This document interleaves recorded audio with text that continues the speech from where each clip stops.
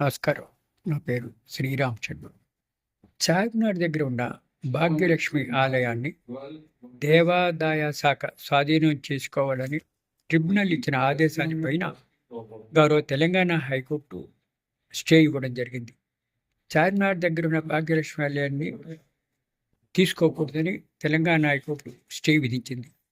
ఇట్లా ట్రిబ్యునల్ ఇచ్చిన ఆదేశాలని స్టే ఇస్తూ గౌరవ తెలంగాణ హైకోర్టు ఆదేశాలు ఇవ్వడం జరిగింది.